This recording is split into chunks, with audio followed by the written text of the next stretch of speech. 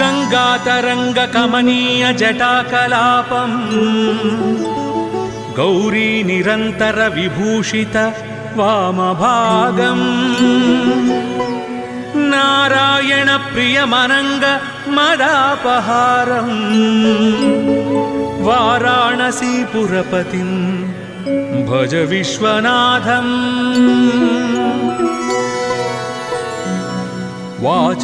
वाचामगोचरमनेक गुणस्वरूपं वागीश विष्णुसुरसेवित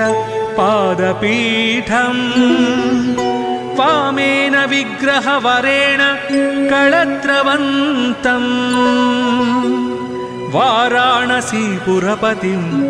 भज विश्वनाथम् भूताधिपं भुजगभूषण भूषितांगं व्याघ्राजिनांबरधरं जटिलं त्रिनेत्रं पाशांकुशाभयवरप्रद शूलपाणिं वाराणसीपुरपतिं भज विश्वनाथम् सीतांशुशोभित किरीटविराजमानं भालेक्षणानल विशोषित पञ्चबाणं नागाधिपारचित भासुर कर्णपूरं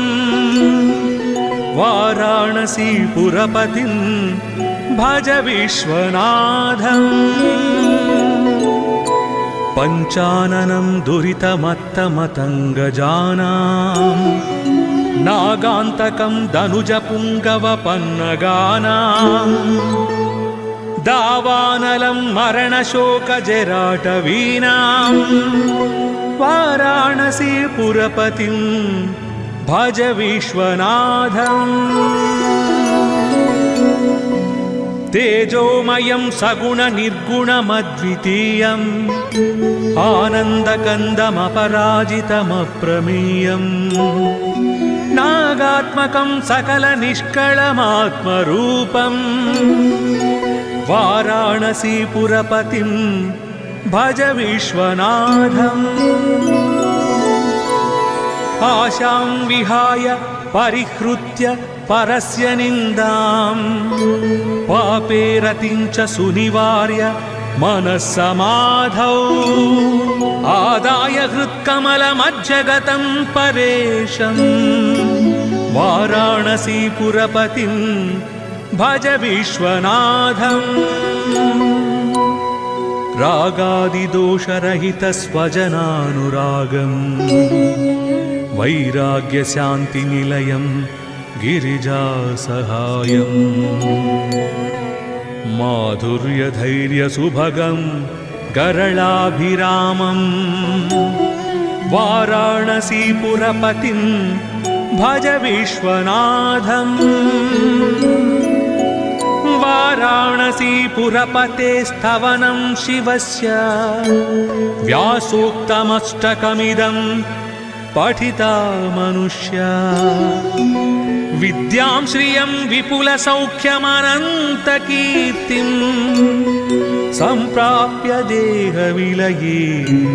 लभते च मोक्षम् विश्वनाथाष्टकमिदं यः पठेत् शिवसन्निधौ शिवलोकमवाप्नोति शिवेन सह मोदते।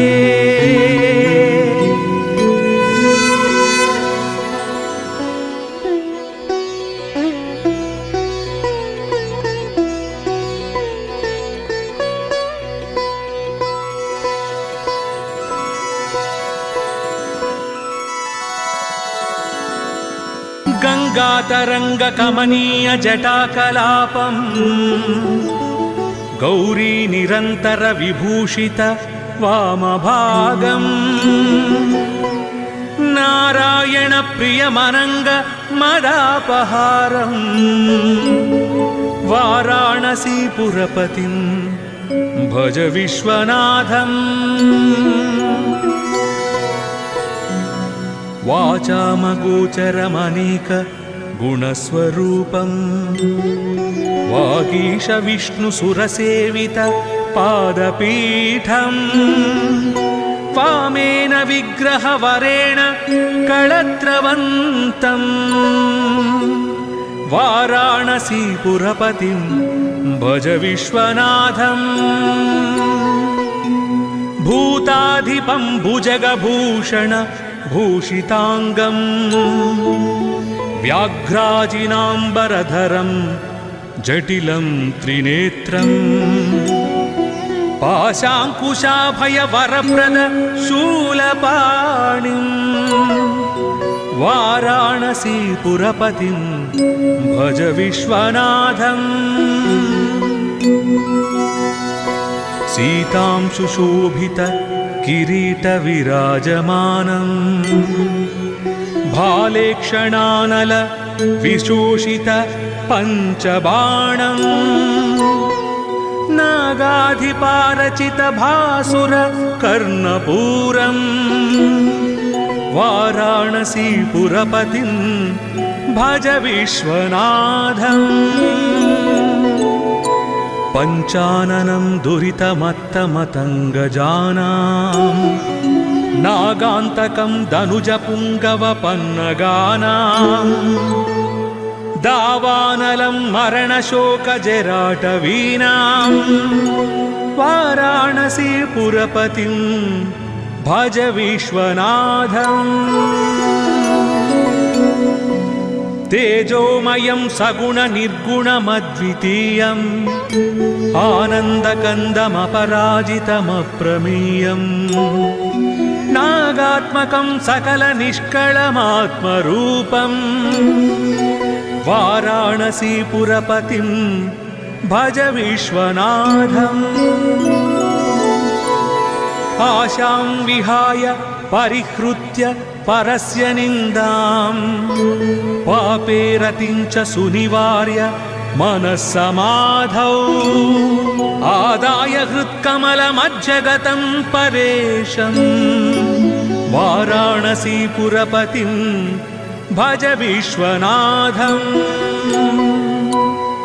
रागादिदोषरहितस्वजनानुरागम् वैराग्यशान्तिनिलयं गिरिजासहायम् माधुर्यधैर्यसुभगं गरलाभिरामं वाराणसीपुरपतिं भज विश्वनाथम् वाराणसीपुरपते स्तवनं शिवस्य व्यासोक्तमष्टकमिदं पठिता मनुष्या विद्यां श्रियं विपुलसौख्यमनन्तकीर्तिं सम्प्राप्य देहविलये लभते च मोक्षम् विश्वनाथाष्टकमिदं यः पठेच्छिवसन्निधौ शिवलोकमवाप्नोति शिवेन सह मोदते।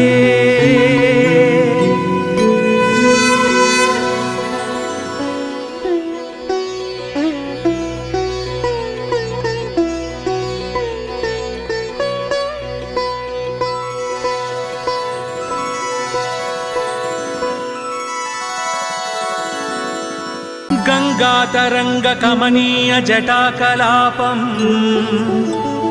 गौरी निरंतर विभूषित वामभागम् नारायण प्रियमनंग मदापहारम् वाराणसीपुरपतिं भज विश्वनाथम्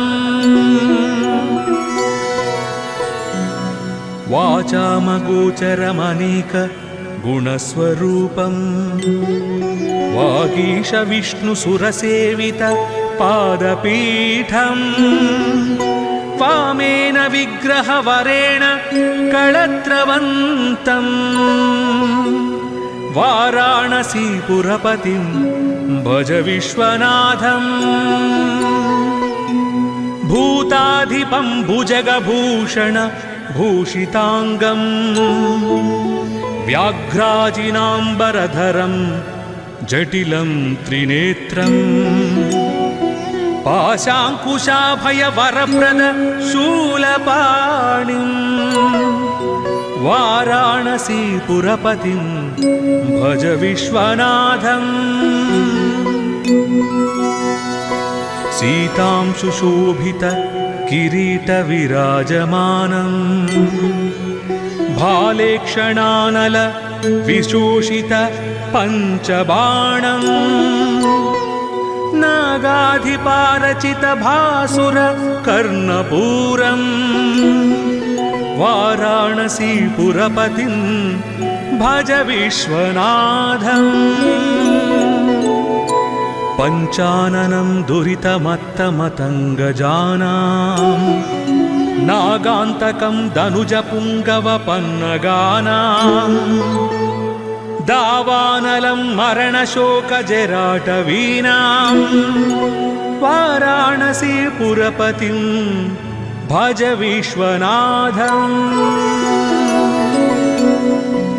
तेजोमयं सगुणनिर्गुणमद्वितीयम् आनन्दकन्दमपराजितमप्रमेयम् नागात्मकं सकलनिष्कळमात्मरूपम् वाराणसीपुरपतिं भज विश्वनाथम् आशां विहाय परिहृत्य परस्य निन्दां पापे रतिं च सुनिवार्य मनस्समाधौ आदाय हृत्कमलमज्जगतं परेशं वाराणसीपुरपतिं भज विश्वनाथम् रागादिदोषरहितस्वजनानुरागम् वैराग्यशान्तिनिलयं गिरिजासहायम्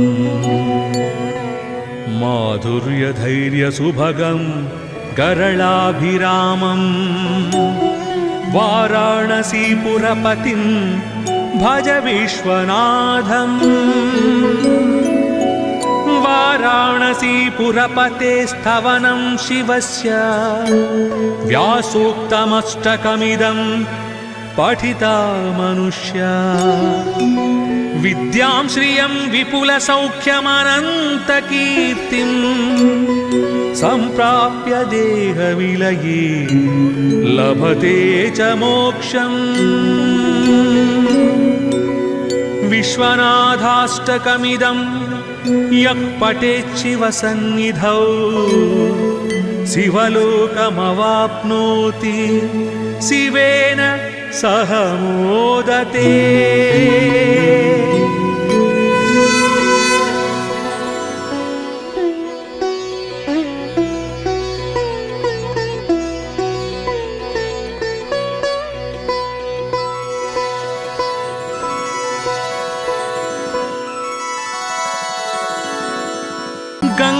गङ्गातरङ्गकमनीय जटाकलापम् गौरी निरन्तर विभूषित वामभागम् नारायण प्रियमनङ्ग मदापहारम् वाराणसीपुरपतिं भज विश्वनाथम्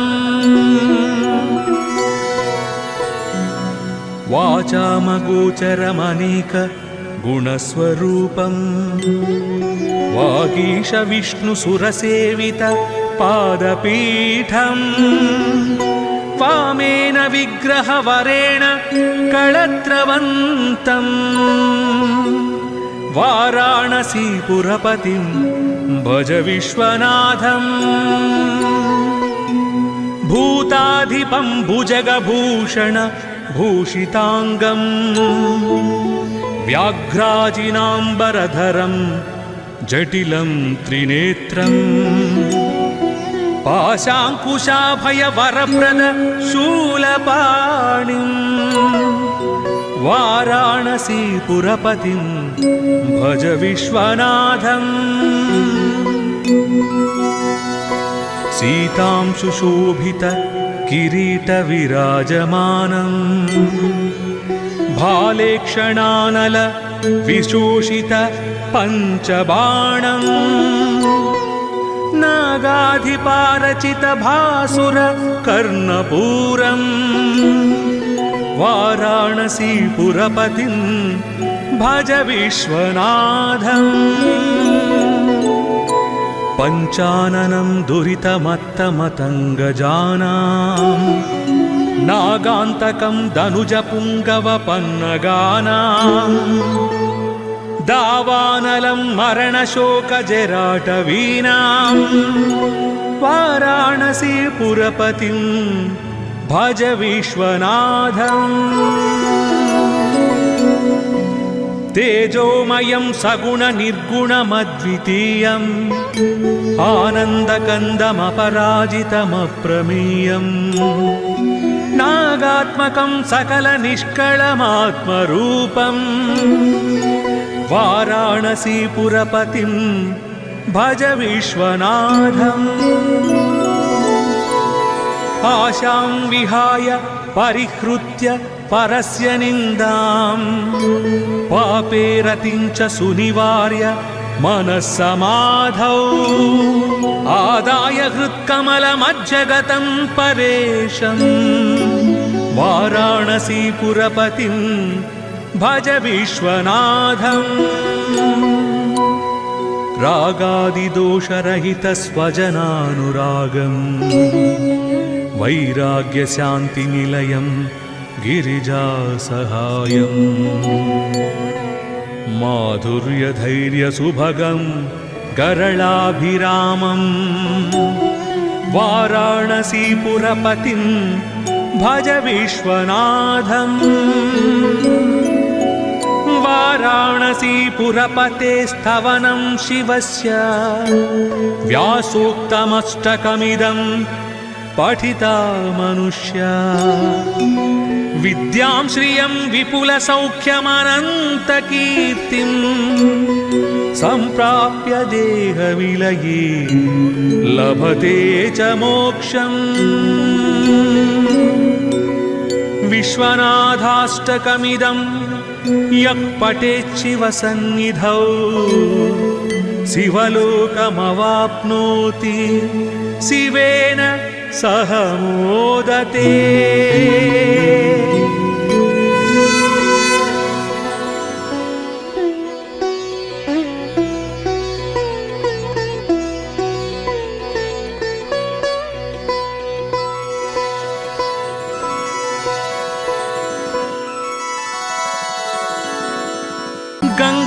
गंगातरंगकमनीय जटाकलापम्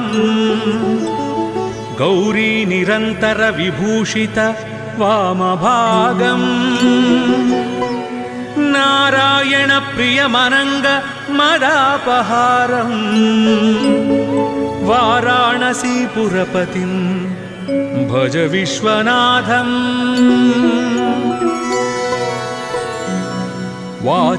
वाचामगोचरमनेक गुणस्वरूपम्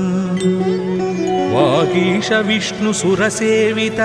पादपीठम् वामेन विग्रहवरेण कळत्रवन्तम् वाराणसीपुरपतिं भज विश्वनाथम्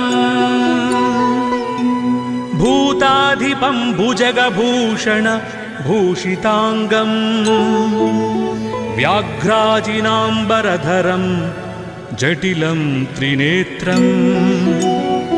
पाशांकुशाभयवरप्रद शूलपाणिम् वाराणसीपुरपतिं भज विश्वनाथम् सीतां सुशोभित किरीटविराजमानम् भालेक्षणानल विशोषित पञ्चबाणम् नागाधिपारचित भासुर कर्णपूरम् वाराणसीपुरपतिं भज विश्वनाथम् पञ्चाननं दुरितमत्तमतङ्गजानां नागान्तकं दनुजपुङ्गवपन्नगानां दावानलं मरणशोकजराटवीनां वाराणसीपुरपतिं भज विश्वनाथम् तेजोमयं सगुणनिर्गुणमद्वितीयम् आनन्दकन्दमपराजितमप्रमेयम् नागात्मकं सकलनिष्कळमात्मरूपम् वाराणसीपुरपतिं भज विश्वनाथम् आशां विहाय परिहृत्य परस्य निन्दां पापे रतिं च सुनिवार्य मनस्समाधौ आदाय हृत्कमलमज्जगतं परेशं वाराणसीपुरपतिं भज विश्वनाथम् रागादिदोषरहितस्वजनानुरागम् वैराग्यशान्तिनिलयं गिरिजासहायम् माधुर्यधैर्यसुभगं गरलाभिरामं वाराणसीपुरपतिं भज विश्वनाथम् वाराणसीपुरपते स्तवनं शिवस्य व्यासोक्तमष्टकमिदं पठिता मनुष्या विद्यां श्रियं विपुलसौख्यमनन्तकीर्तिं सम्प्राप्य देहविलये लभते च मोक्षम् विश्वनाथाष्टकमिदं यः पठेत् शिवसन्निधौ शिवलोकमवाप्नोति शिवेन सह मोदते।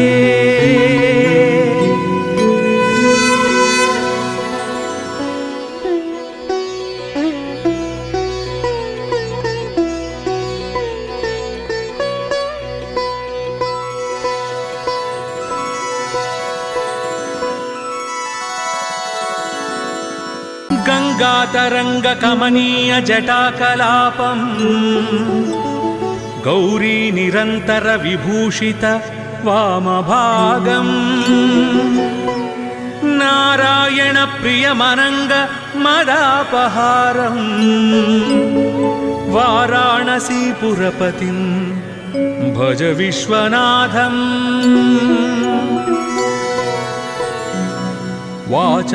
वाचामगोचरमनेक गुणस्वरूपम् वागीश विष्णुसुरसेवित पादपीठम् वामेन विग्रहवरेण कळत्रवन्तम् वाराणसीपुरपतिं भज विश्वनाथम् भूताधिपं भुजगभूषण भूषिताङ्गम् व्याघ्राजिनाम्बरधरं जटिलं त्रिनेत्रम् पाशाङ्कुशाभयवरप्रद शूलपाणिम् वाराणसीपुरपतिं भज विश्वनाथम् सीतां सुशोभित किरीटविराजमानम् भालेक्षणानल विशोषित पञ्चबाणम् नागाधिपारचित भासुर कर्णपूरम् वाराणसीपुरपतिं भज विश्वनाथम् पञ्चाननं दुरितमत्तमतङ्गजानां नागान्तकं दनुजपुङ्गवपन्नगानां दावानलं मरणशोकजराटवीनां वाराणसीपुरपतिं भज विश्वनाथम् तेजोमयं सगुणनिर्गुणमद्वितीयम् आनन्दकन्दमपराजितमप्रमेयम् नागात्मकं सकलनिष्कळमात्मरूपम् वाराणसीपुरपतिं भज विश्वनाथम् आशां विहाय परिहृत्य परस्य निन्दाम् पापे रतिं च सुनिवार्य मनस्समाधौ आदाय हृत्कमलमज्जगतं परेशम् वाराणसीपुरपतिं भज विश्वनाथम् रागादिदोषरहितस्वजनानुरागम् वैराग्यशान्तिनिलयं गिरिजासहायम् माधुर्यधैर्यसुभगं गरलाभिरामम् वाराणसीपुरपतिं भज विश्वनाथम् वाराणसीपुरपते स्तवनं शिवस्य व्यासोक्तमष्टकमिदं पठिता मनुष्या विद्यां श्रियं विपुलसौख्यमनन्तकीर्तिं सम्प्राप्य देहविलये लभते च मोक्षम् विश्वनाथाष्टकमिदं यः पठेच्छिवसन्निधौ शिवलोकमवाप्नोति शिवेन सह मोदते।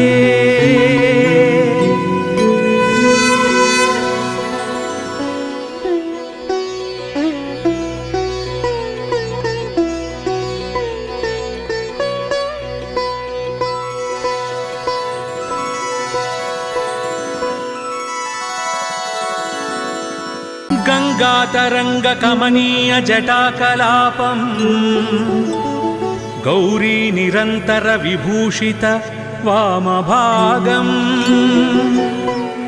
नारायण प्रियमनंग मदापहारम् वाराणसीपुरपतिं भज विश्वनाथम्